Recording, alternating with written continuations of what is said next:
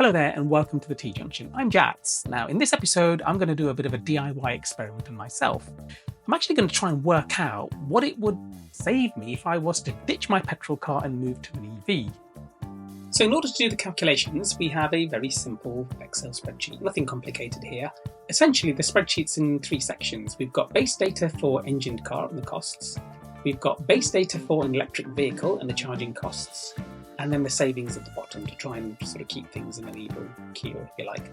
So in the UK, obviously, when you go to buy fuel, you buy a litre, and it normally costs you £1.39, or so the cost is right now as of February 2025. Okay, now there are 4.55 litres per gallon, and in order to work out how much it costs per gallon, it's quite a simple calculation really. It's the number of litres in a gallon multiplied by the cost per litre.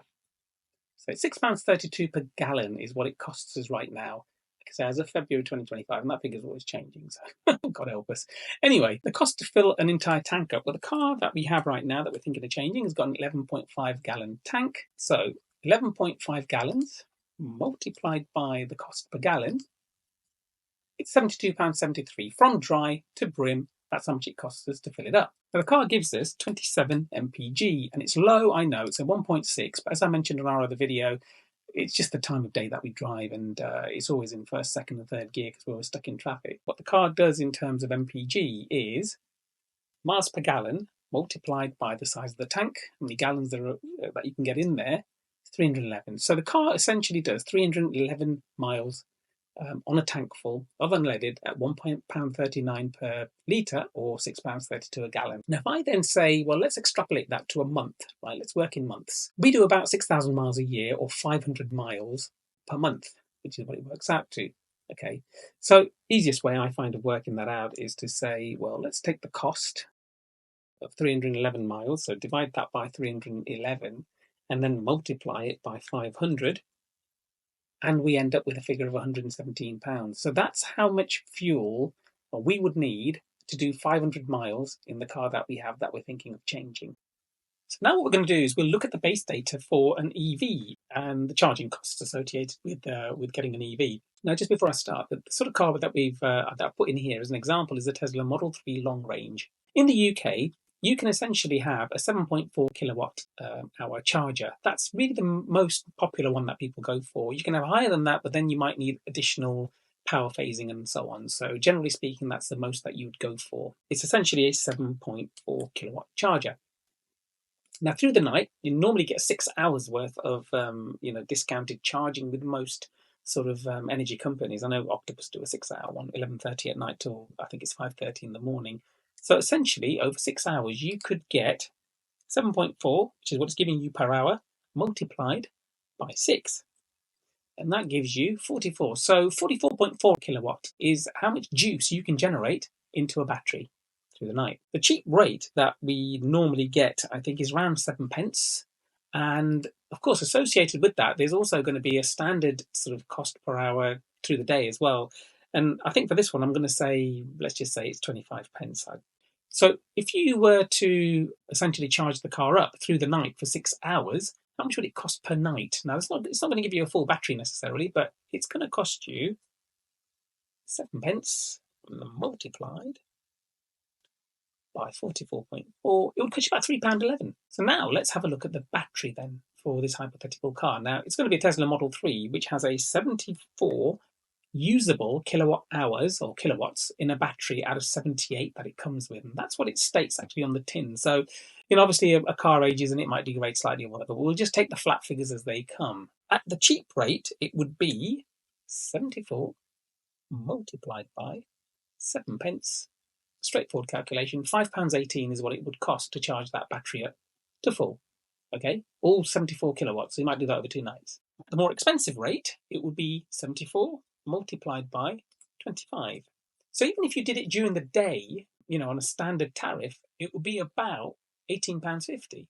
What makes it even more interesting is the fact that the Tesla Model 3, and I chose this for this particular reason actually, the Tesla Model 3 has a 389 mile stated range. Okay, now being realistic, I'd take 20% off that just to be safe.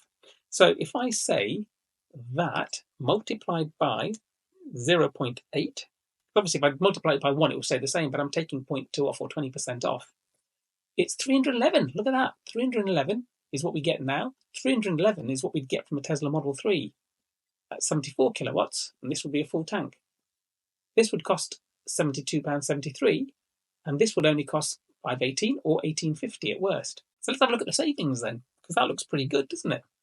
So if I take that figure there, £72, which is what we're paying now, and deduct from that the £5.18, we would save £67.55 at the cheap rate, or 72 minus 18.50 at the more expensive or the standard rate, we'd still be saving £54. So let's just quickly extrapolate that up to 500 miles. So that's that divided by 311 as a denominator, multiplied by 500 to give us the right factor. And there you go, £108.60, or divided by 311 multiplied by 500, 87. So we could save anything between about, I don't know, £80, £85 and £108. That's a massive saving, isn't it? Now I think what we'll do is we'll have a look at public charging costs or public charging point costs for 500 miles worth of travel. The reason why I want to do that is because not everybody has access to their own charger, and they're going to have to rely on public charging. And even I might occasionally have to use a public charger somewhere. So what's that going to cost me, and what does it actually mean? Now, there are lots and lots of different suppliers out there. Prices do vary, but I've just used one example in this. I've used Ionity, and this is what it says on their website. They have something called Ionity Passport, and that's their charging sort of mechanism for the UK. And it gives you three options. Now, the first one is 43 pence per kilowatt hour. Now, there is actually a subscription cost for this one as well, so you have to pay £10.50 per month regardless, and they might give you a discount for the first month, but it's £10.50 per month is what you've got to go into this agreement knowing. And that's called power. You can have motion, which is 53 pence per kilowatt hour, and that's £5.49 per month. Or you can have contactless, and I think this is like a pay-as-you-go thing, so you register with them and then you have the ability to be able to pay contactless without any monthly fees. But for that, you do pay a premium. It's 74 pence per kilowatt hour. Now, you can click on more information, so you can have a look through that at your leisure. But essentially, what you end up with are three options. Now, like I say, there's lots of other companies out there that may offer you better deals than this, or worse deals than this. You just need to go and do a little bit of research. But for the purposes of my example, I thought I'd just show you this or share this with you and use these calculations within my examples. So just bearing that Ionity stuff in mind, let's have a little look at what would happen if I had to use public charging as opposed to my own charger at home.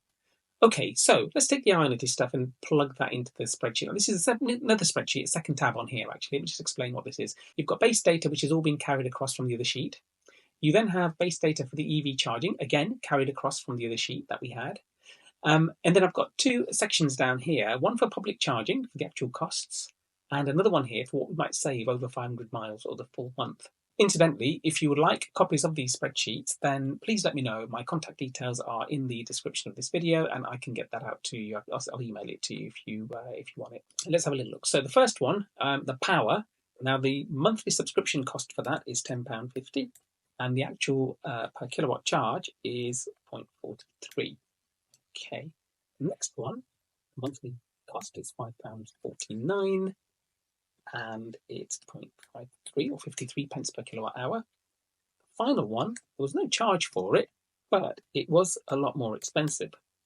Okay, 74 pence per kilowatt hour. Now, I'm also going to put in here other as well, and they can be anything up to about 90 pence per kilowatt hour. And I'm talking about things like motorway service stations, or if you get stranded somewhere, you need to charge up and you're not subscribed to something, that's the kind of figure you could be paying, maybe even higher. Now let's have a little look then to see what it would cost over 500 miles.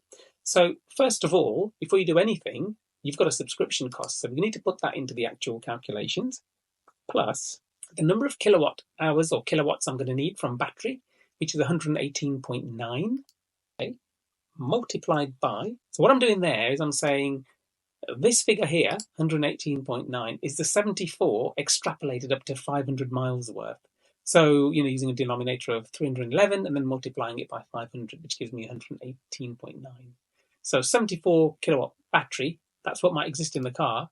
But That'll give me 311 miles, but to do 500 miles, that's what I need. I need 118.9 kilowatts. So doing the calculation based on that, 43 pence plus the subscription cost is £61.62. Now I can quickly do the rest of it. So it's that plus that multiplied by 53 pence. And then the final one, there's no subscription cost, but I'll put the cell in there anyway, plus 118.9 kilowatts multiplied by 74 pence is 87, and then it's in pounds. And then the next one is, again, that, 0, because you're not going to be paying a subscription cost there necessarily, plus 118.9 multiplied by 90 pence equals £107. Now let's see how that compares then against petrol over 500 miles. So it's quite a simple calculation. It's that figure there minus that figure there. Okay. What I'm going to do now is I'm going to put an anchor around this because this helps to just keep everything together as I drag.